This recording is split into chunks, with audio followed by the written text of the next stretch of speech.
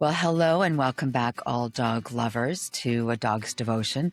I have one request from all of you, and that is if you could please subscribe to our channel. It'll help us continue to bring you great stories of dogs and the love we have for them. That's the only thing I'll ever ask you for, and I so appreciate it. So coming up on today's episode, it's actually one of the hardest, but also one of the most important conversations we will ever have as dog owners. If you've ever looked into your dog's eyes and wondered, how will I know it's time? Well, this episode is for you, because loving a dog means giving them everything: joy, safety, comfort, and eventually the most selfless gift of all, letting them go with dignity. This is about love and compassion. This is about making sure our dogs never suffer, even when it breaks our heart. So I'm joined by Amy Castro, performance communication expert, speaker, author, and president and founder of Starlight Outreach and Rescue. She is also the host of the Pet Parent Hotline.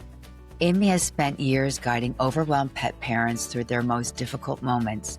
And today we're having one of the most important conversations a pet parent will ever face: how to know when it's time to say goodbye. Amy helps us navigate the emotional weight of euthanasia, addressing whether we are doing what's best for our pets or holding on for our own selves. Amy Castro, it's a pleasure. We've been trying to do this for a while, but I'm so happy we finally got together and see each other face to face. Yeah, me too.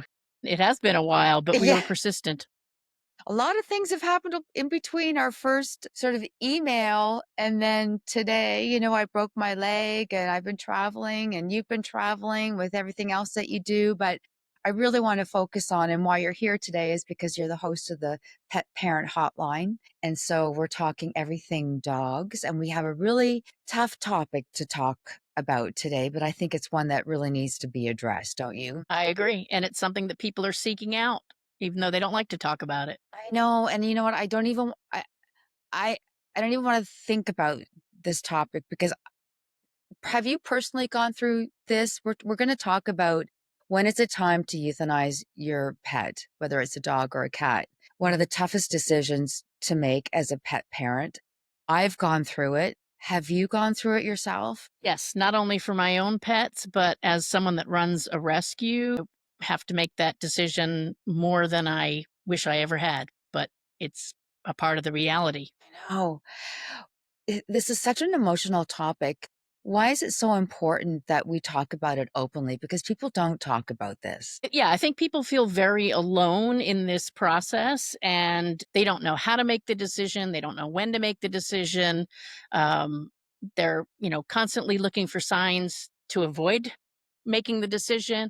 And I 100% get that. And unfortunately, when we go to our vets, very often they don't want to make the decision for you any more than you want to make it yourself. They don't want to push you too hard. So I think it's very hard for people to get guidance like, just tell me what to do. I mean, that would be, sometimes I think that would be helpful. I don't know, but it is something that people really struggle with. And our Yeah, pets it's can't tell us. I know, you can look into their eyes and you can ask yourself, are they in pain? Are they suffering? You can see how they walk slower, and but you just don't know. Am I being selfish by doing this, or am I not? Like, what's the best answer for the pet? And you have a rescue. So is this something that you deal with quite often, and how do you deal with it? Yes, unfortunately, oftentimes when animals come to us, well, there's kind of two sides of rescue. There's the I found a bunch of kittens, or I found puppies, or my dog had puppies, or whatever it might be, and then you get the seemingly healthy animal. But very often it's the I found an injured animal, or an animal in distress, or something that's skin and bones that kind of dropped down in my yard and it's still alive, and can you do something about it? And oftentimes we're getting animals. I mean, I would hate to put a percentage on it, but I would say it's probably like 30% of the animals that we take in are ones that people find that they're in some type of distress or possibly near end of life, and they just don't know what to do with it or can't afford to take it themselves to a vet to make Right. that decision. So you've got actually two interesting sides of the story. You being a pet owner yourself, and then having a rescue. How many dogs and cats have you rescued over the years? I mean, probably over 5,000. I actually stopped counting somewhere around 3. I used to have a notebook, a paper notebook, where I had Wow. listed every animal that I had fostered, and somehow that list got lost, but, I mean, when I think about our head count per month times X number of years, it's definitely over 5,000. So, for someone with your experience, what do you say to someone who's just beginning to face this reality with their dog or their cat? Is it time? Yeah. I mean, and this is just Amy Castro's personal opinion, but I think when you get to the point where you're asking that question seriously, you probably know that it's either time or it's very darn close. And you're hoping, I think, for somebody else to help you make that decision because it's a terrible decision to have to make on your own and then live with the consequences of it after the fact. But there are resources that are available to help make that decision if you want to look at it. I like to look at it from a holistic standpoint. And so, like, even with animals that we have euthanized in the rescue, and just as an example, we had a kitten that came in one time that was completely blind and it had other health issues and it was feral. So it was kind of like somewhat of a wild animal. It was an older kitten. So when I look at an animal like that, like I try to take into consideration all of the different factors about them as an individual when I'm making that decision, not just looking at one thing. And with that particular kitten, we made the decision to euthanize the kitten because it was felt like, okay, we could bring it back to health, physical health, but how can a wild animal live blind outside? And it was not going to be something that would be easily converted to a pet. The very next week, I kid you not, or maybe it was 2 weeks, we had a whole litter of kittens that came in that had all kinds of eye damage. And there was one that ended up needing to have its eyes removed. And we ended up removing the eyes, and I still have that kitten. She's my pet now. So, at first glance, you would say, well, why would you euthanize that kitten versus this kitten? But it was the big picture. It was the quality of life of the one kitten, the adoptability of the one kitten versus the other one. It was just, it seemed like the same situation, but when you really dug down to the details, it was a very different situation. And I think that's one of the things that pet parents need to do is to really not look at one thing like, but he's still eating, but his tail's still wagging, and think Right. that that's the end all be all, when in reality, there's a lot of other factors or questions you could be asking yourself to see what that pet's quality of life. And to me, that's what it comes down to is their quality of life, not necessarily my needs. Right, and that's key because you want that pet with you forever. And you bring up a really great point because that's in the past, when I had Max, would always say, well, as long as he's eating and as long as he's drinking water and he goes outside, then you don't have to worry. But there were internal issues that were going on that I didn't know about, or he's suffering internally, and I don't know. So I always thought, well, he's eating and he's drinking, so he's fine. Do you think there's a time when we really know it's time? I think the time when your average person is, if you get to the point where you're 100% sure it's time, you've probably waited too late, in my opinion. Like, because everything has gone wrong and now the animal is in maybe a terrible state of distress or unable to get up, unable to eat, unable to drink, whatever it might be. I think the tricky part is being willing to make that decision when you're not 100%, but you want to do it for the benefit of the animal because you don't want to get to that point where they're Right. so far in distress that they're truly suffering. And that's Yeah, where because people no struggle. yeah, nobody wants to see their pet in pain. I know that. I mean, I know that with Max, but, like we said, like dogs and cats, they can't talk, so I don't know. I didn't know if he was to this day, I mean, it's been almost 2 years since Max has passed. I don't know how much pain he was in or if he was in any pain, and that's a hard pill to swallow because if I could have saved him some suffering, I would have done that. And then, along with all this, it comes with the guilt of, am I doing the right thing? Or did I do the right thing? Like after you do it. So Hmm.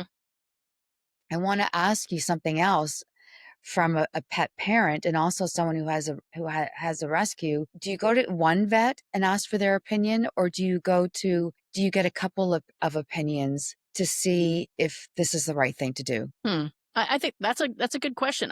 I mean, obviously, you shouldn't go to a vet if you don't trust their opinion. But if their opinion, I think most vets will tell you if this is what I think, this is where we're heading, but I'm not 100% sure. And they'll oftentimes recommend you get a second opinion. I mean, I definitely respect that. Or I have done it in situations where, um, where whatever the issue was that the pet was having, I thought, there was a specialist that might have more day to day hands on experience with whatever that issue is.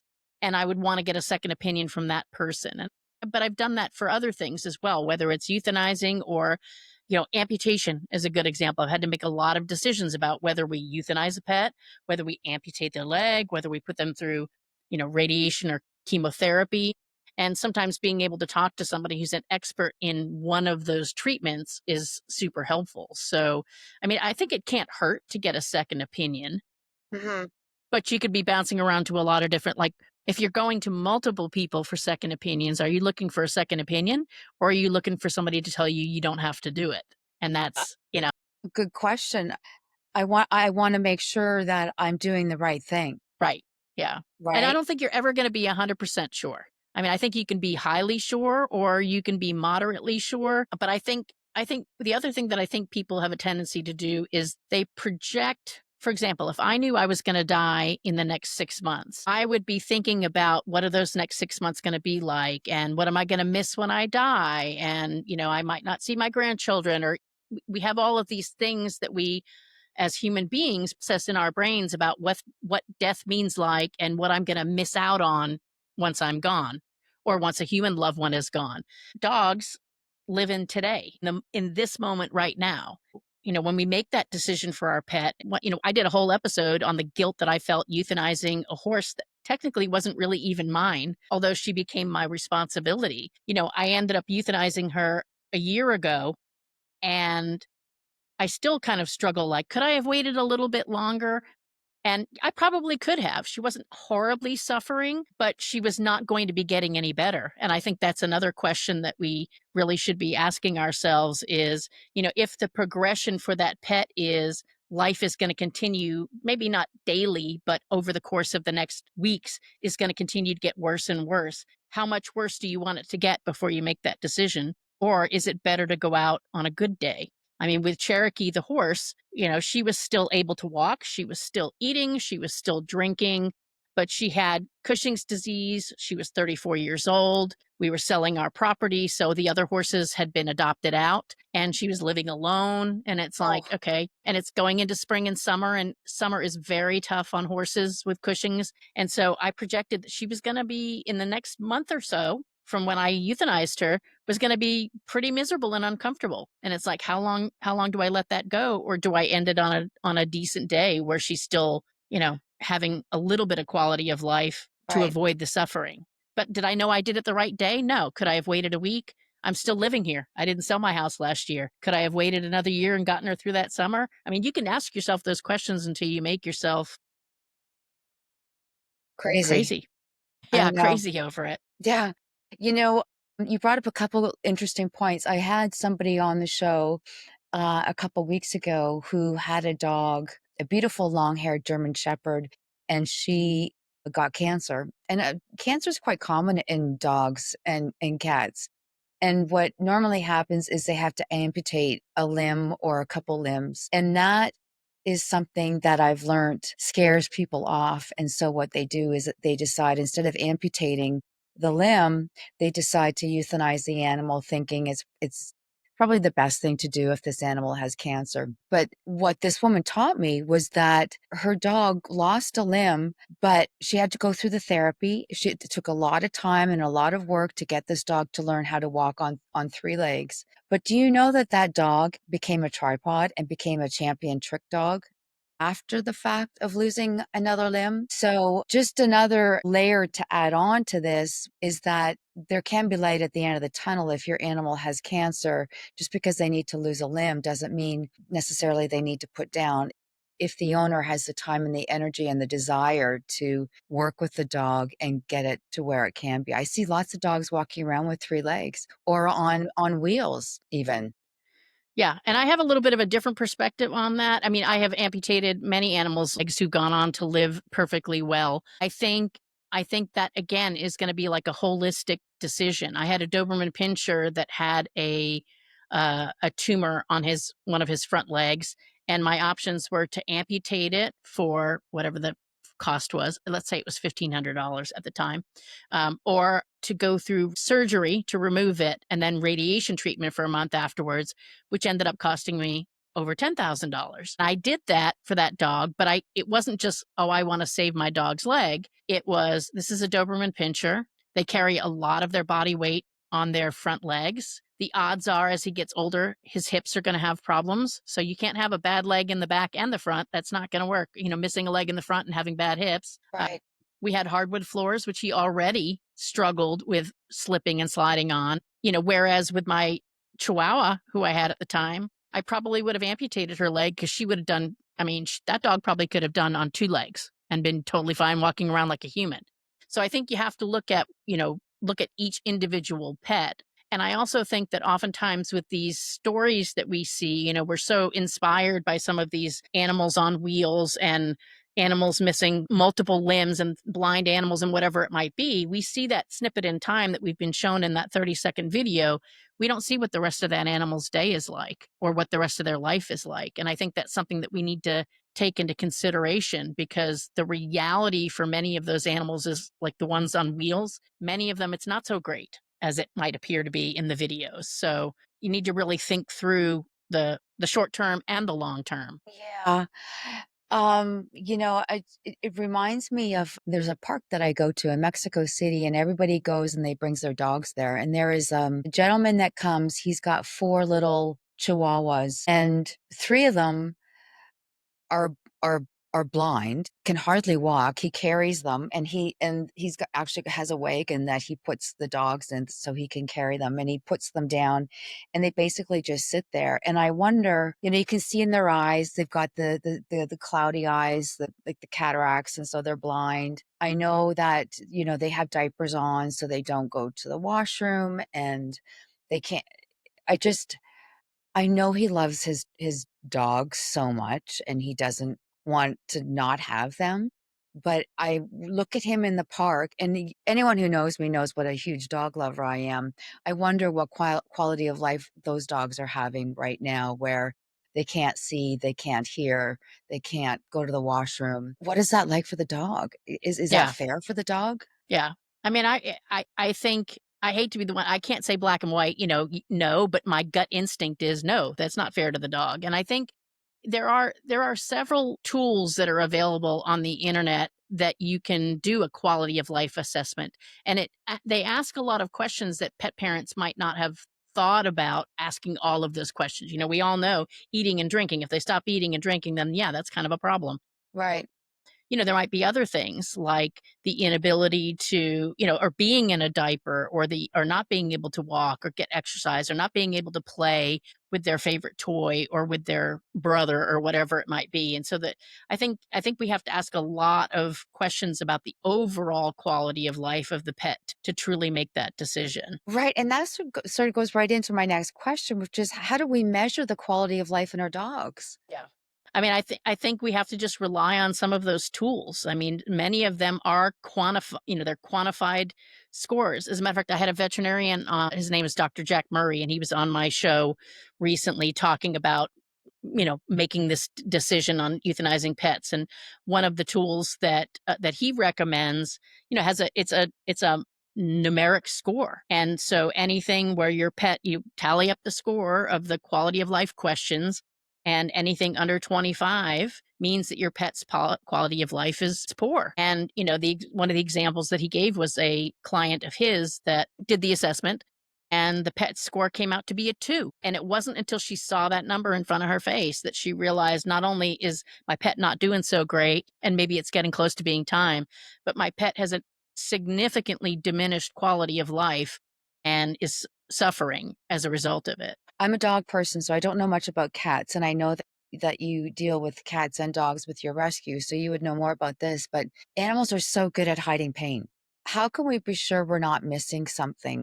You and I are not experts in this, and that's why I say go to your vet, talk to your vet, get 2 opinions if you need to, but just out of personal experience, dogs are good at hiding pain. How can we be sure we're not missing something? Yeah, yeah, and they are really good at hiding pain. I mean, that's a survival of the fittest kind of thing from nature. You gotta hide that injury or that illness so that you don't get picked off by a predator. And so I think you have to look at how has the dog's behavior changed. And I'll use my dog, a Guinevere, as an example. So she had to have a knee ACL reconstruction done when she was probably about 5 years old, and now she's 10, and I can tell that I wouldn't say that she's in pain per se, because one of the things that I have learned about her in particular is that she's pretty tough. Like she can tolerate quite a bit. Whereas I've had other dogs where, they get a splinter in their toe and they're screaming like they're being murdered. Yeah. But then some of that's mellowed. But I can tell by the way she sits. I can tell when I see her attempting to run that she doesn't run as far, run as long.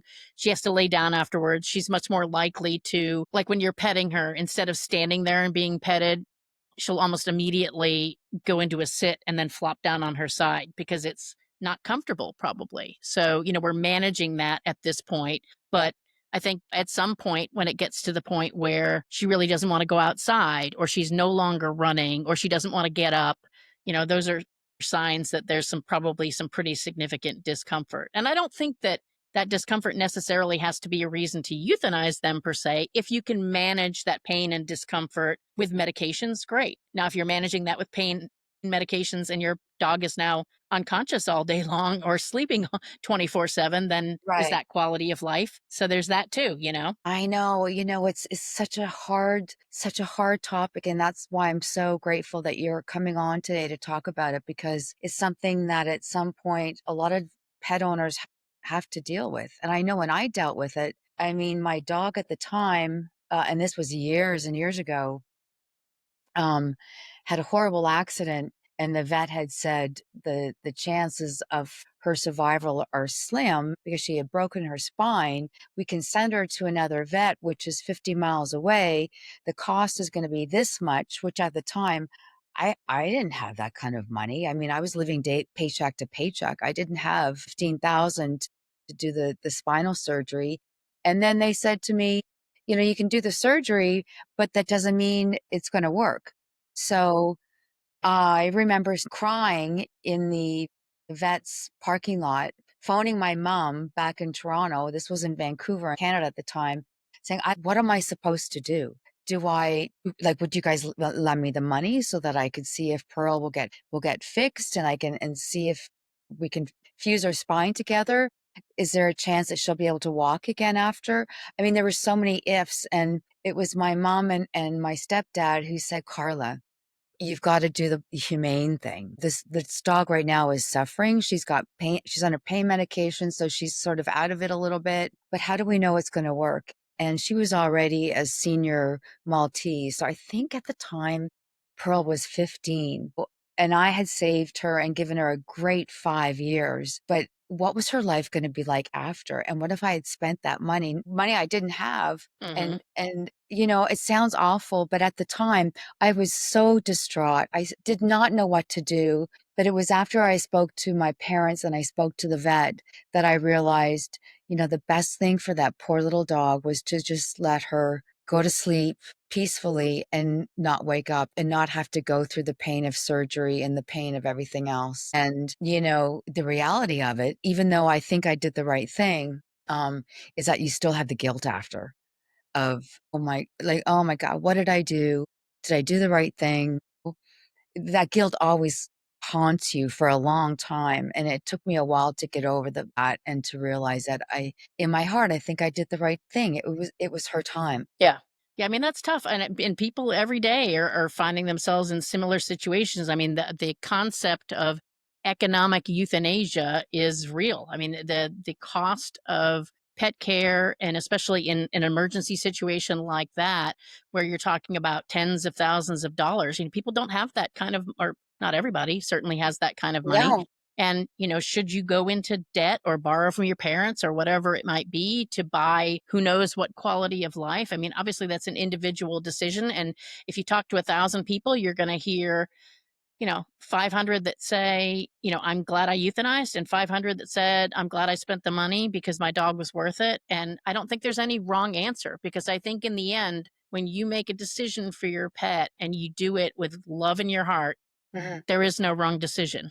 You did what's right for you, and it's okay to be right for you. I see people having animals that them and their husbands are going out and, taking the dog out, lifting it with a towel so that it can go out and potty outside. Now that's one thing to do it after surgery. I did that with my dog for a month after surgery, but to do it until they die every single time, or the people that Do don't you think go. that you think that's fair? I mean, everybody has their own opinion.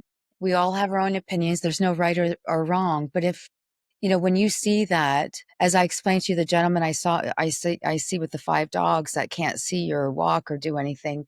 Do you think that's fair to the animal when you see that? Personally, no, but I also feel like, having done rescue as long as I've done that and had to make these tough decisions so many times, is that my perception of when it's time is very different from the average person. Like, to me, if that animal's going to have diminished quality of life and it's going to majorly impact the human being in a negative way to care for that animal, then it's probably that animal's time, because you're preserving that animal's dignity. You're preventing future pain and suffering for not only the animal but the person in that instance. Yeah. And that's, that we made that decision oftentimes in rescue with animals, where could we have saved that animal so that, number one, you oftentimes will have a diminished ability to get an animal adopted if it has a bunch of challenges. But at the same time, sometimes you have to save people from themselves. I mean, we had a foster one time that had a cat that had its back legs were paralyzed, and she was expressing his bladder so that because he couldn't urinate on his own, and she was expressing his bladder like 3 and 4 times a day. And it's like, no, we're not doing that. We're not going to do that for life, even though she was perfectly okay with doing it. But it wasn't, in the long term, it wasn't the right thing for her, and it wasn't going to be the right thing for the cat to live like that. So I mean, they wanna live like animals. They wanna be able to get up, they wanna be able to walk around, they wanna be able to run, I they wanna be know. able to go to the bathroom on their own. I mean, it's just, and when they can't do that, they're not living the life that they're supposed to be living, in my opinion. What would you say to someone who's feeling overwhelming guilt of maybe the thought of doing this or who has just done it? What kind of words of advice would you give them? I think I would analyze what the guilt is about. And I did that with myself. Like, I would have this conversation in my own head. I feel guilty because I was, am I doing this now because I don't want this sickly looking skinny horse in my backyard because I'm getting ready to sell my house, and it's going to be, not good for the optics. I mean, and I was like, no, obviously I'm not doing it for that. Like, I was asking myself all these questions to basically prove to myself that I'm not a terrible person.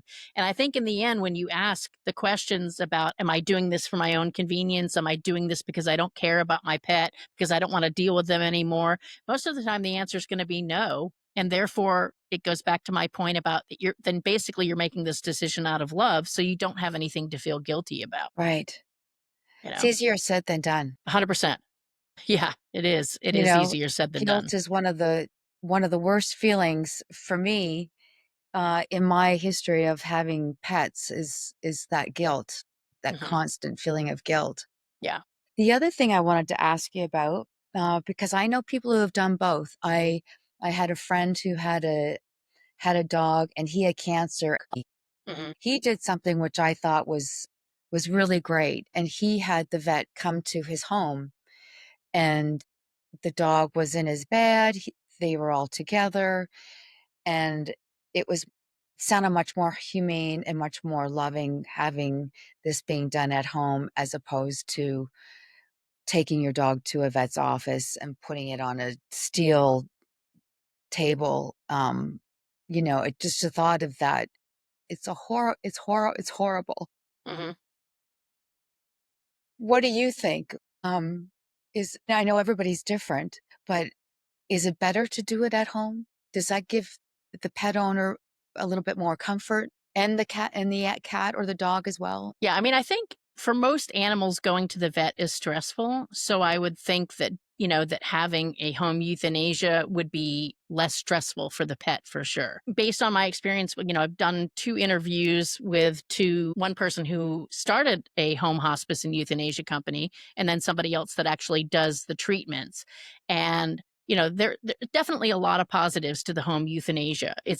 You've got more time to do things at your own pace. The pet Yeah. parent can kind of dictate the pace a little bit more. You get to choose how that ending is, whether it's in your bed or in the backyard. You want to, have people over for a party after. I mean, people do all kinds of wide range of things. The only flip side, I would say, is if you feel like now that space is going to be a negative association for you. Like, for example, if I was to have Guinevere euthanized in my bed, am I going to have a negative experience going into my room from now on because this is where she Right. died? If you feel like that might be the case, then maybe that's not the best place, and maybe you need to think about it, either another location at your home or going to the vet. But I think from the animal stress standpoint, if you can do it at home, it's probably the least stressful because just the fact of getting in the car creates anxiety for a lot of animals, especially cats for sure. Yeah. What do you think people should expect during the whole euthanasia process? I mean, how can they prepare themselves emotionally for what they're about to do? You mean just kind of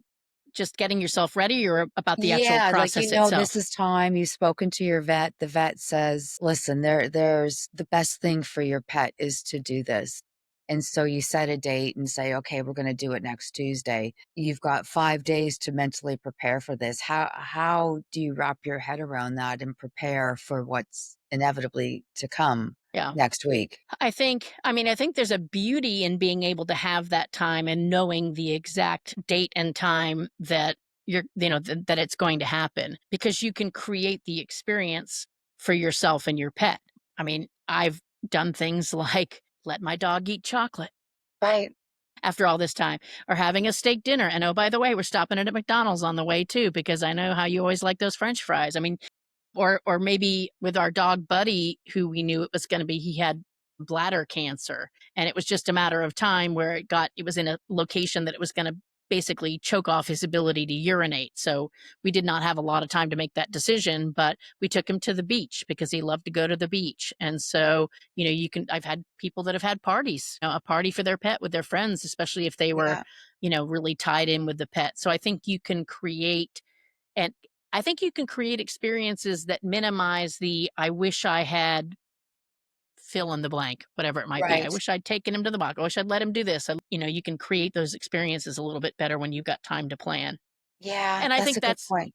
I think that's also the benefit of making the decision before the animal is too horribly debilitated so that they can enjoy those last 5 days instead of just lying around waiting for that day to come. Right. So we've talked about leading up to it, making the decision, this is going to happen. I'd love to hear your opinion about what happens after, both practically and emotionally. How can people begin to cope with the loss of what they inevitably decided to do? Yeah. Well, I think thinking about the after and talking with your family about the after is a huge thing because what you don't want to be is to be in a veterinarian's office, let's just say as an example, and they're asking you questions like, do you want a paw print? Do you want the ashes back? Do you want individual cremation? All of these options that you have for your pet's remains. Do you want your pet back and you're going to bury it at home? I mean, I did that recently and it was not as easy as I thought it was going to be. It was a significant undertaking. And in retrospect, I kind of wish I had just cremated her, but I had my reasons for bringing her back and burying her here. So I just think thinking through those questions about what you're going to do. And then another thing that I think, like with things like there's so many ways that you can memorialize your pet. Like you've got Max's ashes, and there's a window of opportunity where you can either get those or those don't exist anymore. So Right. thinking through whether you want those types of things back. With Cherokee, and that was the first horse that I had ever had to euthanize. I mean, I had a horse growing up. I showed horses, but I never had to put one to sleep. Apparently, it's a thing with horse people that they take hair from the horse's tail. Some people take the entire, not the tail bone, but all the hair, and they take that entire tail and they keep it. And it's a whole really sad poem that you see a lot of videos that'll make you cry. Don't go looking at them. But I hadn't thought about Cherokee and but I had to think through, what do you do with a horse and who takes it away if you take it away, or how do you Right. dig a hole? I mean, there's so many factors, but I did keep tail hair. I'm not sure what I'm going to do with it. It's in a box, but I think that's something to think about in advance, whether you want those types of keepsakes, for lack of a better term, whether you want the ashes back. And you can always change your mind. Like, if you decide, I paid to have the ashes returned to me, and now I don't want them because it's just a sad remembrance, then you can always decide that after the fact. But if you say you don't want anything and you just want the animal to be taken care of at the crematorium, then once that's done, it'll hit a point where it's not reversible. So I think really asking those questions in advance is important. It is, and it's a traumatic experience to go to the crematorium place and pick up your dog's ashes. I remember getting Max's, and I was so afraid to go there. I couldn't wait to get the ashes back. I was like, "Okay, it's been 4 days. I want Max to come back." Hmm. And going there and picking him up, and they had a nice bag for him, but I didn't realize that they were gonna put him in a wooden box with his name written on it. I didn't realize they were gonna give me a paw print of him, it's gonna make me cry. I didn't expect it, and that was really, really hard. And so people have to prepare themselves for what comes with euthanizing your pet, is that when you go pick up the ashes, there's all these other things that you have to deal with, and then you have to bring them home. It's really hard. Yeah, yeah. And I know for me, having had so many animals, I used to do, because I felt like I owed it to my pet, right? I owed it to Yeah, my pet to have them cremated and have them done cremated individually, not mixed in with other pets, and have their ashes returned to me so that I could continue to care for them. And I don't say this to be morbid, but when you've had as many pets as I've had, not only personal pets, but then there've been some rescues that just never got adopted. And so, right. you end up with those that they kind of become your pet. I had like a collection of those boxes, and how many of those boxes are you going to hang on to for how long? And when you move, you're going to pack them up and take them with you. And I mean, this goes beyond probably what anybody wants to think about, but and this happens with human cremains too, is that Yes. once I pass away, now my daughter's got all these boxes of past pets, many of whom she may not have even known because they were before she was born. Is she going to keep those, or what's going to happen down the road? So I mean, there's just a lot to think about. And what I ended up doing eventually was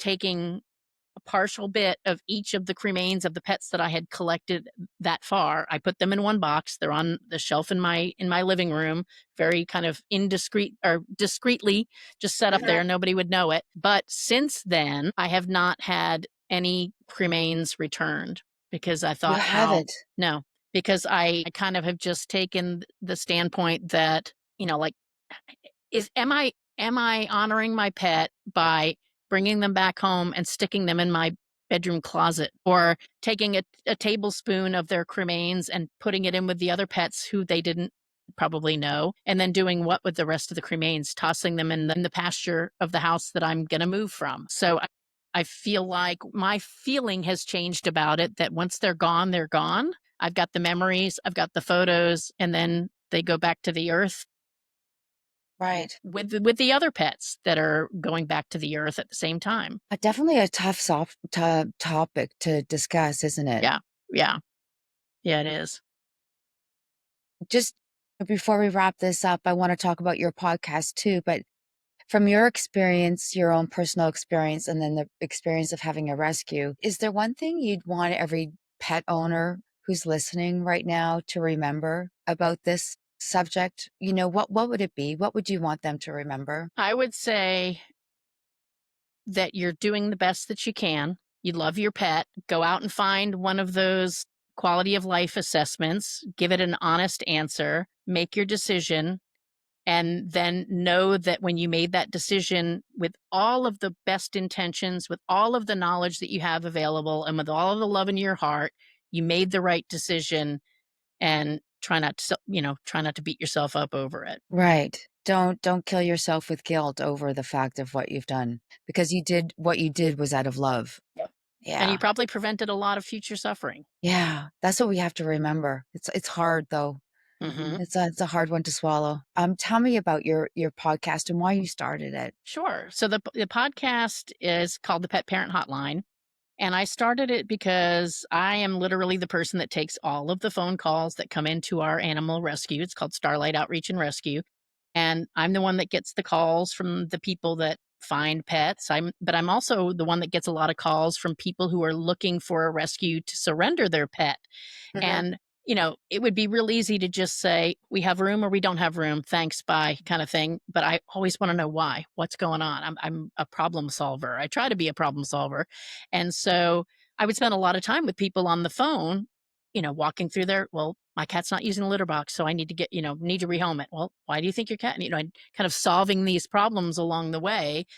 And then I realized I could talk to 20 people a week and have those phone conversations, which I still do, or Yeah. I could start a podcast. And my goal with the podcast is to keep pets in loving homes. All of you people all of the people that are listening are loving pet parents. And when you get to that point where you're even thinking about rehoming your pet, I want to get to you before that and solve that problem before it gets that bad. Or if you're at that point, to be able to provide a solution for that so you can keep your pet. And so we basically cover a lot of the questions and the problems that pet parents have when they call my rescue to surrender their pet. It's, financial issues, behavior issues, big life changes. I'm moving, my parents are moving in with me, I had a baby, whatever it might be. And we've tackled all of those topics with the goal of giving pet parents tools to keep their pets and their sanity along the way. What's your Instagram account, Amy? No, that's a good question. I think it's pet parent hotline, but it's like pet_parent_hotline. Okay, But I I could I send you just that. had it up. Okay. I'll put it up. It is actually funny. So it's pet_parent_hotline. Yes. Yeah. And it's great. It's very animated and you've got lots of great information. And I love the fact that, because as pet parents, we always have questions, especially a new pet parent. It's like being like a new mom. You've got Mhm. a ton of questions and you have so much experience having a rescue and everything else that you've done in your life. This is a perfect this is a perfect podcast for you to have and for people to go there and get answers from people that will help them deal with topics like what we're talking about today. Yeah. Yeah, and I always try to have guests on that are super experienced in whatever their subject is, not just my opinion on things. And Right. so, because I just want to provide the information. In the end, you're the pet parent, you're the one that's going to make the decision, and only you have a right to do that. It's just I want to be able to provide some well-rounded information so that your decision is sound. Yeah, I get it. Well, thank you. I'm so glad we connected. Me too. It's a pleasure. And I know I'll be speaking to you again about, we'll have to come up with a different topic, but maybe one that's a little happier. Yeah, we could do that for sure. Just because I'm tired of crying. I know. It's a lot. It's a lot. I know. Well, thank you for everything you do. Thank you for giving pet parents an outlet and a place to go for answers. You provide a lot of great information and I appreciate it. Sure. Well, thank you for having me on your And I show. appreciate having you on the show. Thanks, Amy. I'll put a link on my Instagram and yeah, we'll talk later about another episode. That sounds good. I look forward to it. Okay. All right. Thanks. Take Bye, care. Amy. Bye-bye. And that's a wrap on another unforgettable story from the heart. Because when it comes to love, loyalty, and second chances, no one does it better than our dogs. They find us when we're lost, lift us when we're low, and teach us what true devotion really looks like. Thanks for listening. And remember, in this wild world, we're all just trying to find our way home. Sometimes it takes 4 paws to lead us there. So give your pup an extra cuddle today and cherish your time with him. Give him some extra treats too. I know he'll love them. This podcast is in honor of my best buddy, Max.